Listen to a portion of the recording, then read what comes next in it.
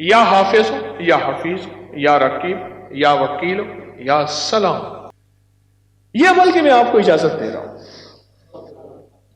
اس عمل کی میں آپ کو اجازت دے رہا ہوں.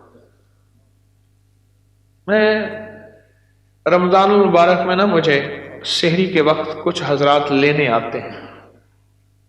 سحری کے وقت میں آتا ہوں، یعنی سحری کے بعد آتا ہوں گھر سے یہاں، میں سحری کر کے میں تنہا آتا ہوں تو کچھ احباب کچھ لینے آ جاتے ہیں. میں ایسے تنہا آ رہا تھا تو یہاں بیری کا درخت ہے.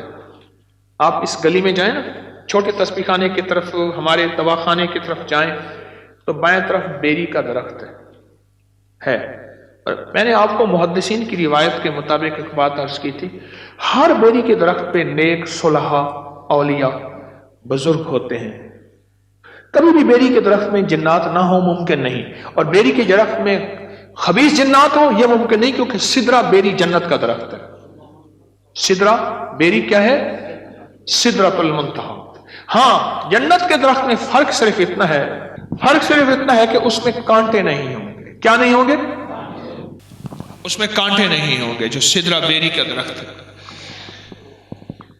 میں ایسے آ رہا تھا تو میں نے دیکھا کہ ایک گدھا ہے، اس کے نچلا پاؤں نیچے ہے، آخری پاؤں جو ہے اس کا بیری کے جیسے بکری نا کھڑی ہو کے پتے کھاتی ہے، اتنا بڑا گدھا. ایسے میں نے دیکھا تو میں نے پڑھا یا حافظ ہو یا حفیظ ہو یا رقیب ہو یا وکیل ہو یا سلام. وہ ایسے چھوٹا ہو گیا، بالکل چھوٹا ہو گیا. اور چھوٹا کتنا بڑا ہو گیا؟ جیسے بالکل چھوٹا سا نا بکری کا بچہ یا اس سے کوئی تھوڑا سا بڑا.